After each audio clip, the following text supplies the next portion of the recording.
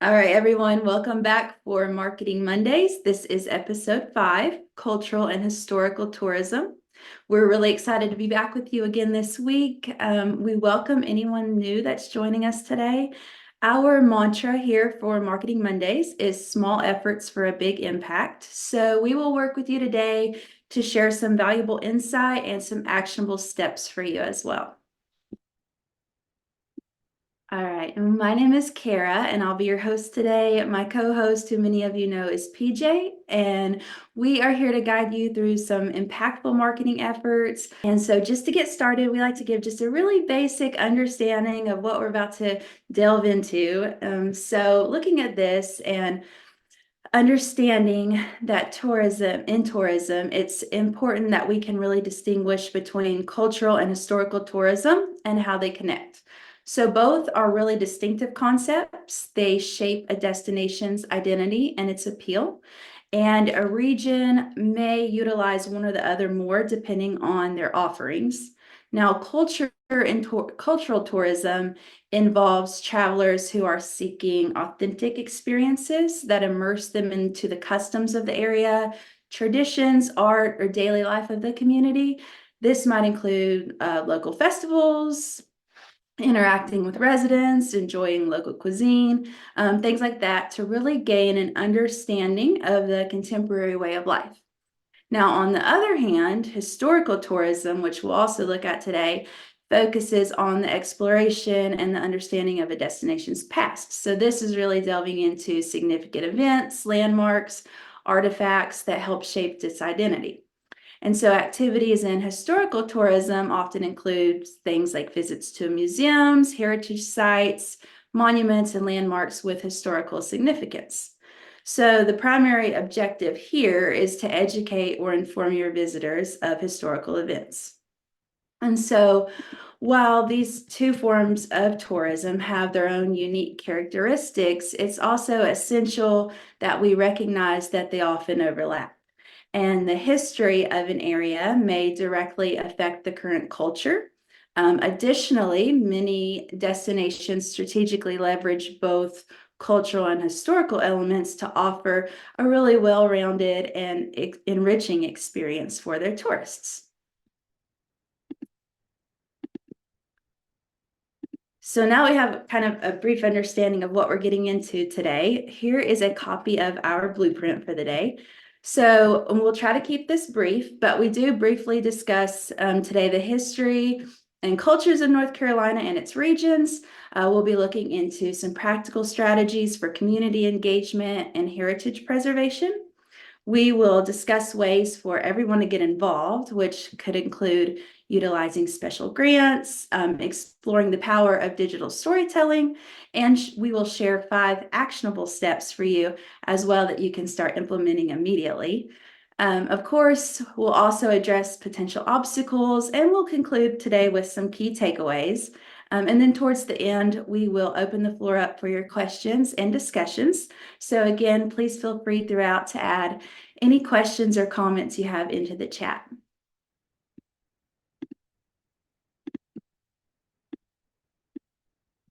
All right, so just to get started, so I'm not going to give you a full history lesson, but it's just important that we have a very brief understanding, a brief concept of the history of North Carolina, the deep roots of the state's significance, which I'm sure we're all familiar with, from the first European settlements to the crucial role played in the American Revolution and the Civil War. Our state's history is a true testament to North Carolina's resilience and its progress. And so as we start to explore these cultural roots, we'll also start to discover traditions, music, crafts, everything of the sort that really form North Carolina. And so this extends into our rural communities. We start to find distinguishable features in our communities, such as culinary traditions that we've talked about before that kind of echo through different generations. We look at landscapes, artisans with different craftsmanships that really contribute to our unique cultural identity. And so all of these elements are living tributes to our cultural identity. the past influences the present, and our communities can draw on inspiration from our state's history and our own local history to help shape contemporary practices and innovations. And so simultaneously, the vibrancy that we find from current rural communities helps bring to life the historical narratives and ensure that they remain relevant and evolving as well.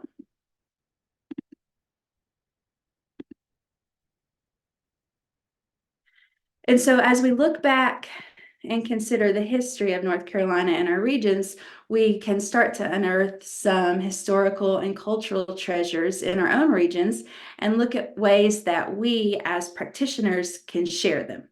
And so this begins with some different concepts that we can think about, the power of local stories and the idea of creating collaborative storytelling workshops. This is where community members can come together to unveil hidden narratives and also help craft compelling stories, encouraging our locals to actively participate in this process also becomes a cornerstone of our work, because their involvement not only preserves our heritage, but it also infuses our current culture with that contemporary vibrancy. And so these ideas of really unearthing and sharing extend also to things like interactive story trails that could be guided by passionate locals. We can enhance these with QR codes as well that help seamlessly connect our visitors to the different narratives of our past.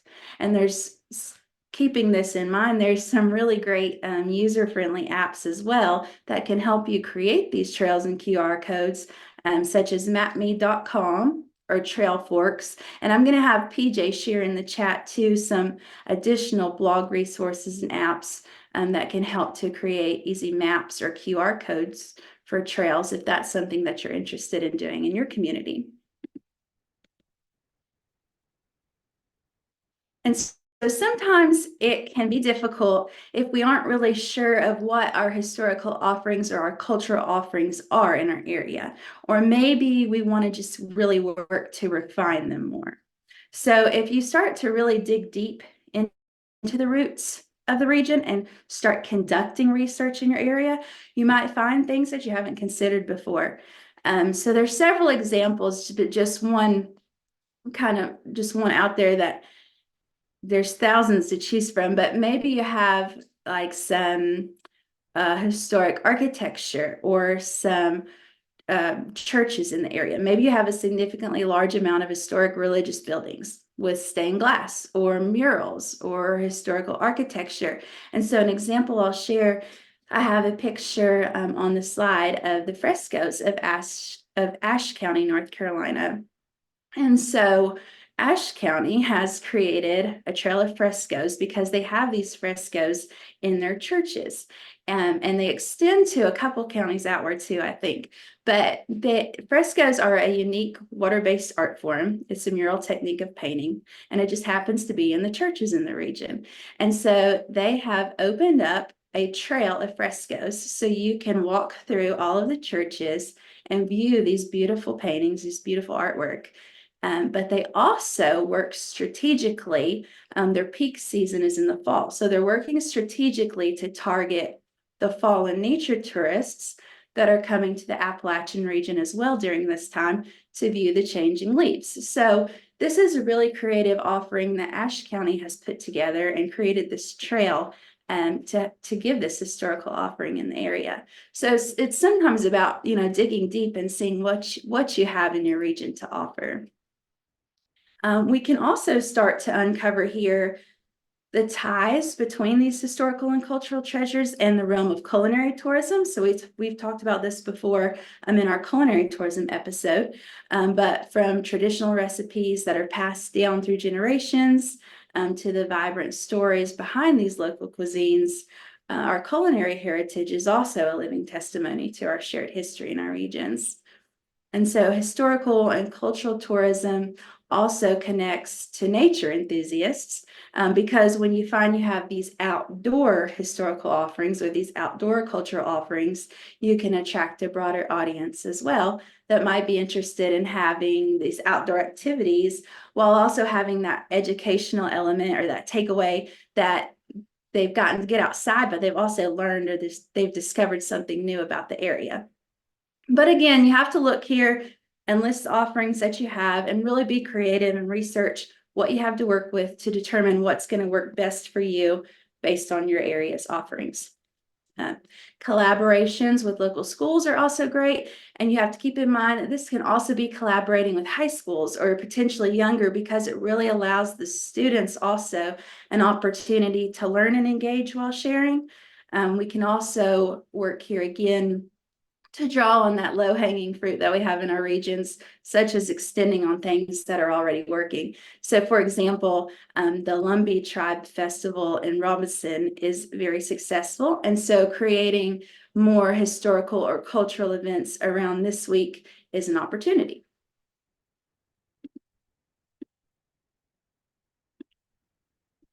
Okay, and so to actively engage businesses and to engage our community in our initiatives, we have to encourage various participation avenues. So firstly, businesses can contribute to this by crafting special packages or offering discounts for visitors, engaging in multiple activities or events.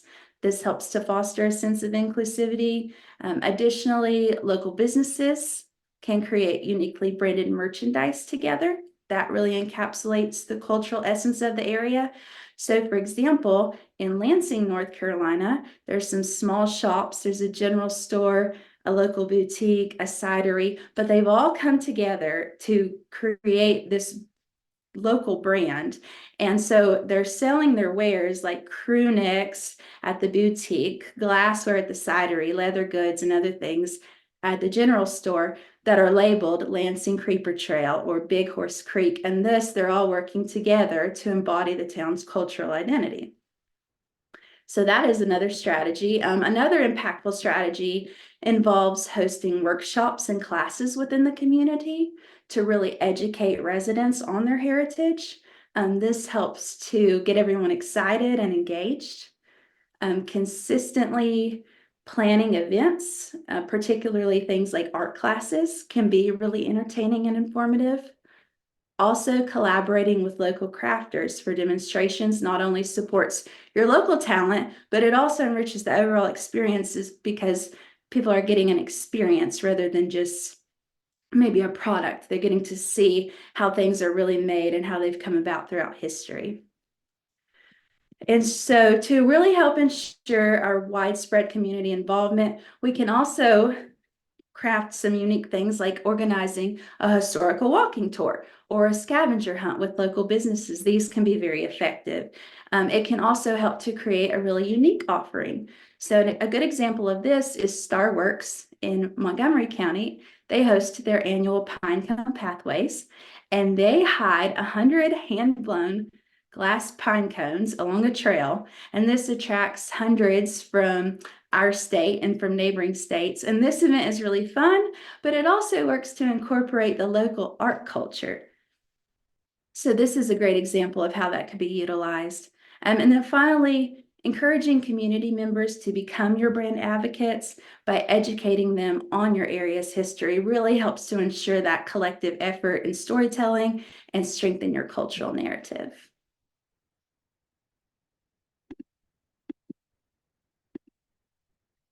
Now, we'll just touch on this briefly because there's many cost-effective options for historical and cultural tourism, but there's also a lot of state funding available for these initiatives. And so I just wanted to quickly highlight that here. We also have a stellar grants and loans team with Uplift, and we can share their information as well. And they can provide more in-depth details on upcoming grants and application processes. But these are some that are coming up, and you can screenshot this. We'll also send these slides to you. But these are some that are coming up, and you can submit applications if this is something that you really want to highlight in your community. And so we'll send you these slides so you have some to look through as well.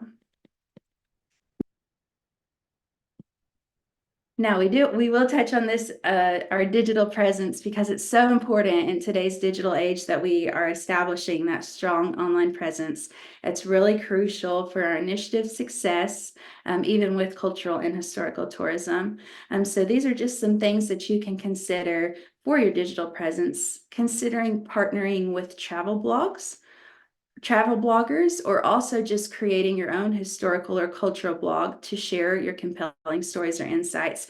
Creating a weekly blog, a bi-weekly blog. I'm having a trouble saying blog today, but creating that blog that helps keep your website active. And it's not so much about the length of what you write.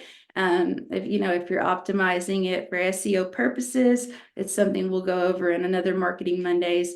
And also, it's really consistency is key. So if it's something you're doing consistently, that's great. You can also develop a community-focused storytelling page to showcase your region's richness of your region's heritage, and encourage your locals to share their stories and memories. So, for example, Avery County in North Carolina has created this amazing Facebook page. It's called like Growing Up in Avery County. And they've got thousands of community members that are contributing to this page about memories, sharing high school pictures. It's storytelling, and it's kind of like doing your own research too.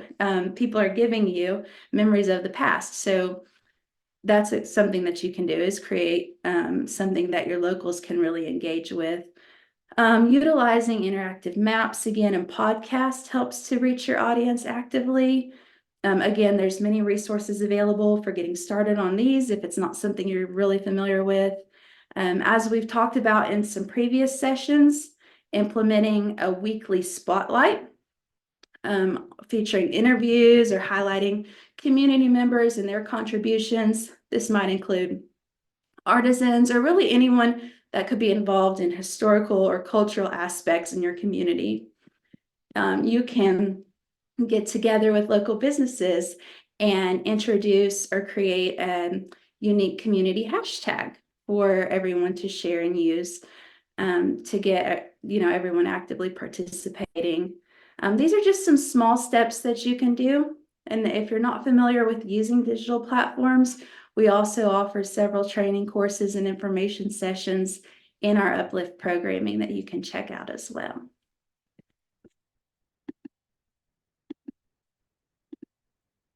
All right, so to enhance your cultural and historical tourism marketing, we have outlined here 5 things that you can do in the next 3 to 6 months to get started.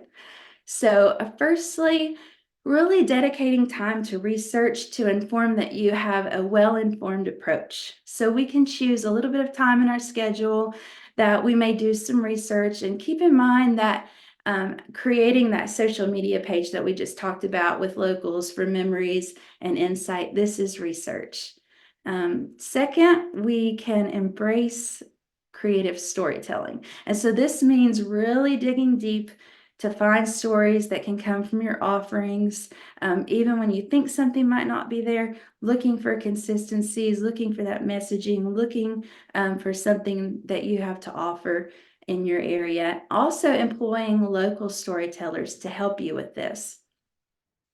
Third, we want to keep the consistency in our digital presence. So starting to devise a plan for weekly or bi-weekly spotlights, interviews, consistent posting, consistent blogging. We want to start to develop that consistency in scheduling. Fourth, we will network and start to identify individuals in our community that can contribute to our historical and cultural tourism. And we don't just want to go seek out those individuals, but we want to really nurture them as well. And then lastly, we can start to make a commitment to really plan and educate others through workshops, webinars, lunch and learn sessions, and more, to really ensure that our locals and our visitors can gain a deeper understanding and appreciation.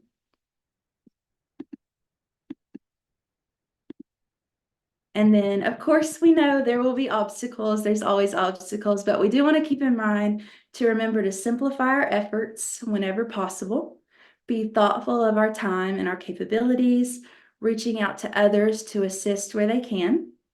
We want to make things really easy for our visitors. This can include optimizing our websites or our QR codes so that they can easily find the information that they're looking for on our historical and cultural offerings.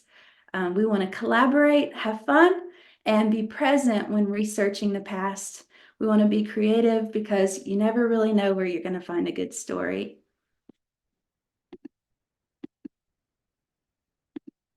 And then we have a few key takeaways or important info for you today.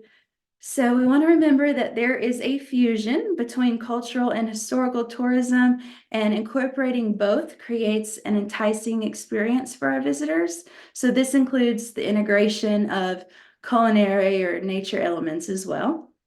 Local engagement and collaborations are great, but you may have to really seek those people out. We want to work to strengthen our digital storytelling and our digital presence. We have a Storytelling Marketing Mondays episode coming up in 2 weeks for structuring stories. So this will be a really good resource. And remember that community advocacy and education are at the forefront. So fostering a sense of pride and knowledge among our residents and visitors. And then to bring this vision to life, we really have to start crafting a comprehensive action plan and researching grants, other ideas, and some different things that can really work to support our initiatives.